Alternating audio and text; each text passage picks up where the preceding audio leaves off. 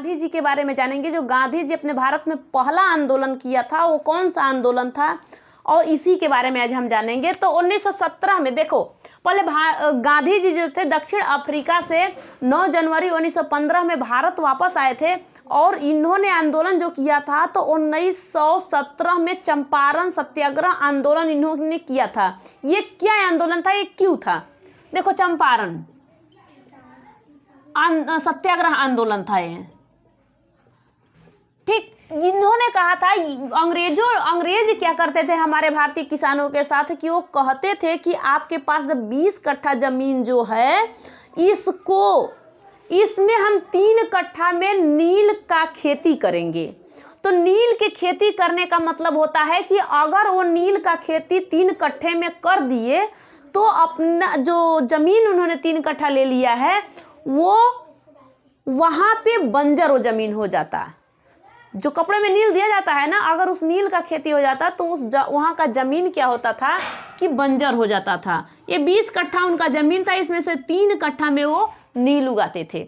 और इसीलिए गांधी जी ने इस पे चंपारण सत्याग्रह यही किया था उन्होंने, कि नहीं, इसमें क्या हुआ कि गांधी जी बोले कि नहीं, यहाँ पे आप ये नहीं कर सकते हो। इस चंपारण सत्याग्रह में गांधी जी सफल हुए, गांधी जी सफल हो गए। उसके बाद गांधी जी ने 1818 में खेड़ा सत्याग्रह किया था। खेड़ा सत्याग्रह ये क्या है, आपको ये पता है कि ये भी किसानों के लिए ही खेड़ा सत्याग्रह था।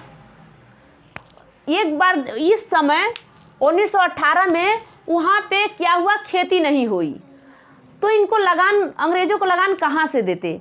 लेकिन अंग्रेज क्या करते थे, हर किसान से लगान मांगते थे, यानी जो टैक्स होता है वो मांगते थे कि हमें इतना चाहिए आप लोगों से। क्योंकि अंग्रेज क्यों आए थे? अंग्रेज तो यहाँ पे जो गन्ने हैं, जो फसल हैं, ये सब ले जाने के लिए आए थे।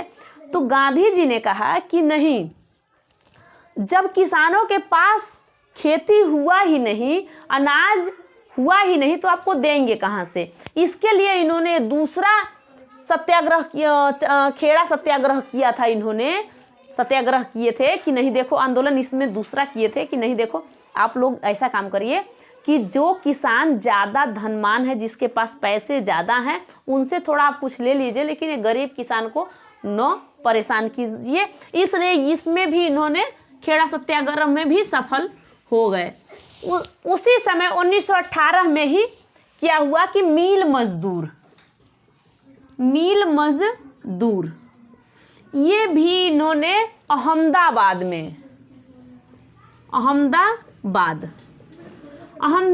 मील मजदूर में इन्होंने आंदोलन इसमें भी ले लिया।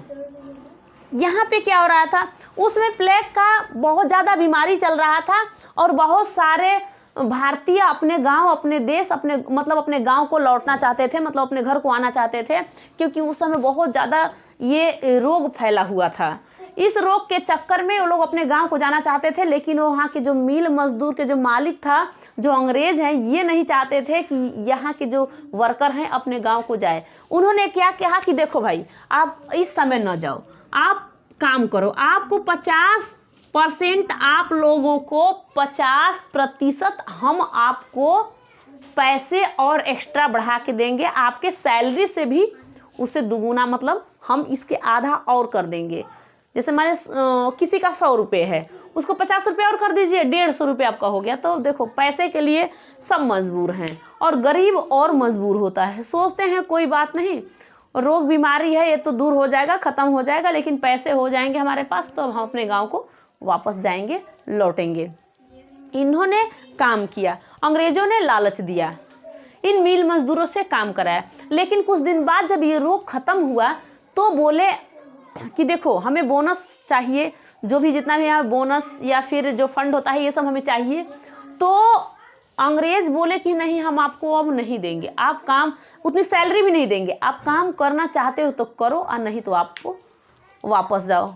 देखो भाई, ये क्या बात हुई, किसी को काम कराओ और उसको पैसे का टाइम आया, जब रोग, वहाँ का रोग खत्म हुआ, वो रोगी मनुष्य भी वहाँ काम नहीं किया, सब व्यक्ति काम किए।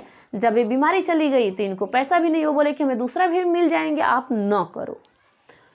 इसके बाद ये लोग गांधी जी के पास पहुँचे, कहे कि देखो गांधी जी, आप हर जगह का सुलझा रहे हो, अहमदाबाद वाले जो वहाँ पे थे, बोले देखो आप हर लोग को हर चीज़ सलाहकार सबको समझा रहे हो, आपने चंपारण सत्याग्रह भी किया था, खेड़ा सत्याग्रह, सबको आप में सब में सफल हो गए, आप हमारा भी एक बार देखिए, हम भी यहाँ पे बहुत परेशान हैं। ये बोले कोई बात नहीं। तो इन्होंने यही मिल मजदूर का यहीं पे भूख हड़ताल उन्होंने किया था।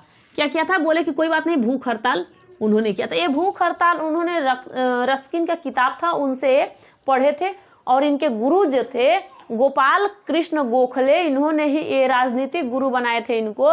तो उन्होंने कहा था कि भूख हड़ताल या अरे किसी राजनीतिक का बुक्स पढ़ो जिससे आपको ज़्यादा ज्ञान मिले। तो उन्होंने ज्ञान प्राप्ति रस्किन से किया था जो भूख हड़ताल का था। तो इन्होंने भूख हड़ताल किया और अंग्रेजों से कहा कि देखो भाई, आप 20% देना चाहते हो, 20% देना चाहते हो, और ये 50 मजदूर कितना मांग रहे हैं? मजदूर मांग रहे हैं आपसे कितना? 50, और आप दे रहे हो 20।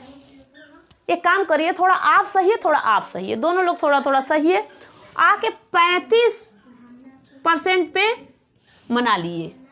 और यहाँ भी इनकी ये सफल हुए, मतलब ये यहाँ भी मिल मजदूर वाले में भी इनकी जीत हुई। यहाँ पे इन्होंने 3 ऐसे सत्याग्रह किए थे, जिनमें आंदोलन किए थे, जिनमें ये जीत गांधी जी की हो गई। अब आ गया आपका 1919 में रॉलेट एक्ट लगा था। रॉलेट एक्ट क्या था? ये यही चीज़ था कि जितने भी भारतीय हैं, क्रांतिकारी हैं या कोई है, जैसे आतंकवादी मान लीजिए, कोई भी है भारतीय जो भी है, हम अगर वो हमारे ऊपर कुछ कार्रवाई कर रहे हैं या फिर हम मतलब हमसे लड़ाई कर रहे हैं, कुछ भी कर रहे हैं, तो हम उनको बिना दलील, बिना वकील, बिना अपील, कुछ भी किए हम इनको गिरफ्तार कर सकते हैं, इनको जेल में डाल सकते हैं।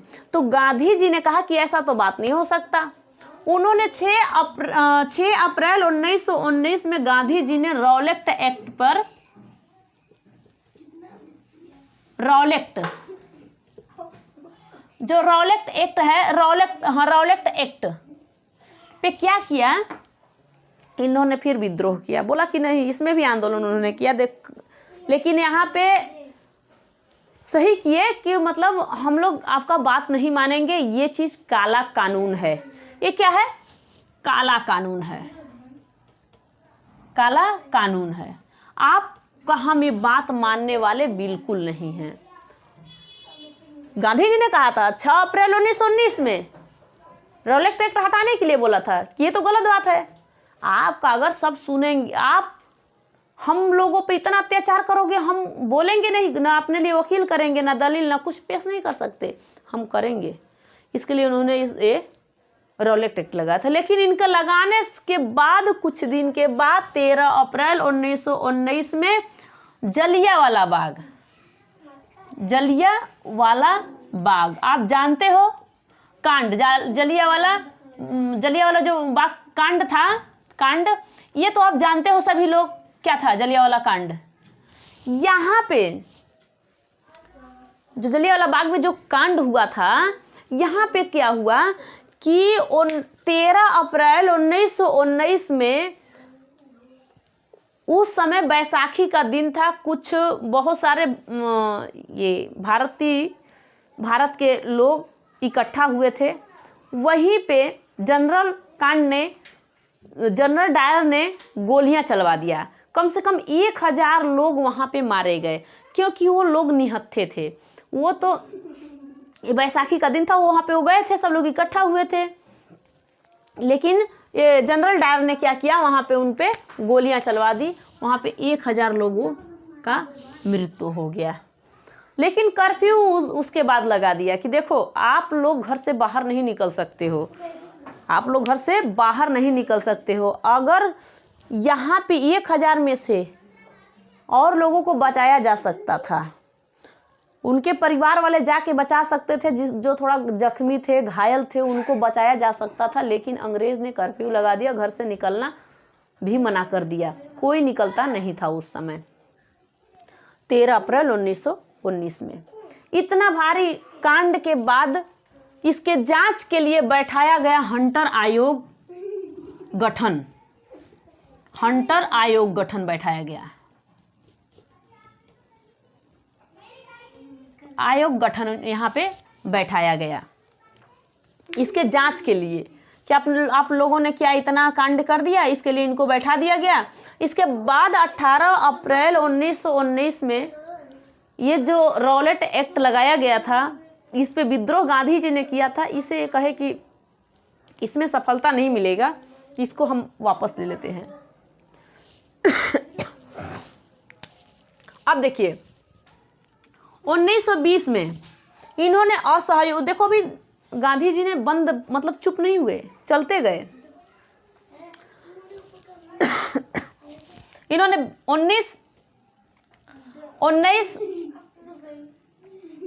20 अप्रैल देखना, हाँ 1920 में, कब 1920 में इन्होंने क्या किया,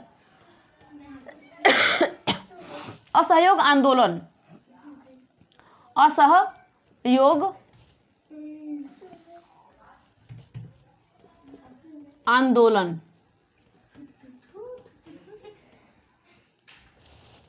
इन्होंने असहयोग आंदोलन करना शुरू कर दिया। गांधी जी ने कहा कि देखो, भारतीयों से कहा 1920 में कि देखो आप लोग अंग्रेजों का ना तो बाल काटिए, ना तो कपड़े धोइए, ना तो इनके दुकान सामान लीजिए, ऐसे ऐसा कुछ मत करिए।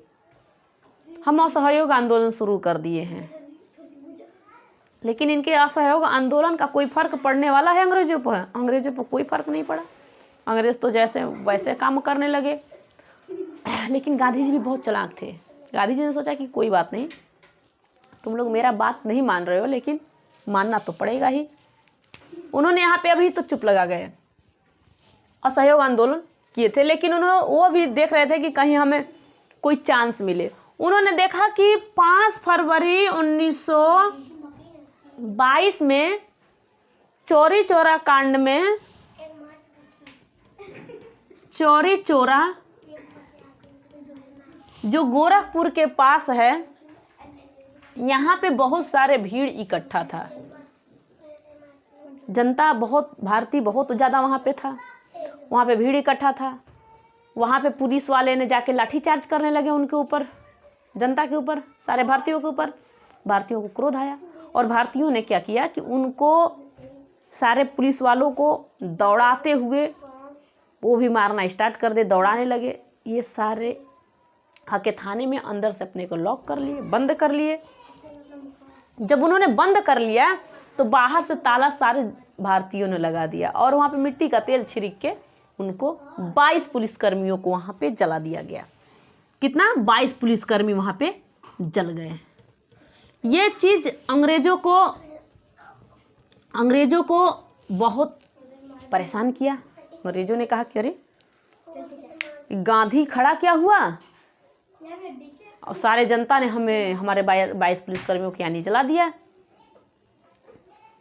तो गांधी जी ने कहा कि देखो, आप लोगों ने चौरी चौरा कांड में बहुत भारी कांड किया है, 22 पुलिसकर्मियों को जला दिया है, इसलिए हम अपना असहयोग आंदोलन वापस लेते हैं, हम नहीं असहयोग आंदोलन करेंगे। सारे जनता उन पे खपा हो गया। बोले कि देखो, आप लोग बहुत गलत कर रहे हो, ऐसा नहीं हो सकता है, आप लोग ऐसा नहीं कर सकते हो। तो सारे, जब भारतीयों ने अपने मतलब गांधी जी पे बहुत परेशान हो गए, सोचे कि आप वो गलत कर रहे हो, आपको करना नहीं चाहिए ऐसा, आप बहुत ज़्यादा गलत कर रहे हो, आप क्यों कर रहे हो, ऐसे से करने लगे। उसके बाद में जब ये अंग्रेज समझ गए कि अरे यही मौका है, गांधी जी को उठा लेते हैं, यही मौका है, गांधी जी को क्या करते हैं, हम गिरफ्तार कर लेते हैं। उसी समय गांधी जी को 6 साल का सज़ा सुनाया गया। और कब सुनाया गया? 10 मार्च 1922 में गांधी जी को 6 साल की सज़ा सुना दिया गया और गांधी जी को गिरफ्तार कर लिया गया, गिरफ्तार कर लिया गया। यहाँ पे अंग्रेजों ने गांधी जी को गिरफ्तार कर लिया।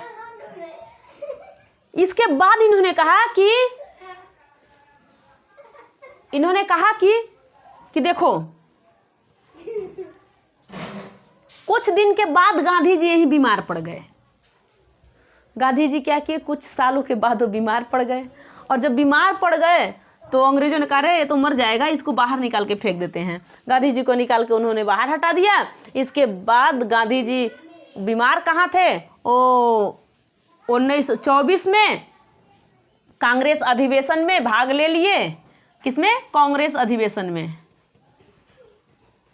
कांग्रेस अधिवेशन में उन्होंने क्या किया, भाग ले लिया। कर्नाटक के बेलगांव में वो अध्यक्ष बन गए। यहाँ तक आप लोग को बात समझ में आ गया। इसके बाद मैं आप लोगों को देखो, इसके बाद इन्होंने 6 साल तक बहुत लोगों का सेवा किया। इसके बाद मैं आपको अब नेक्स्ट वीडियो में बताऊंगी। Thank you.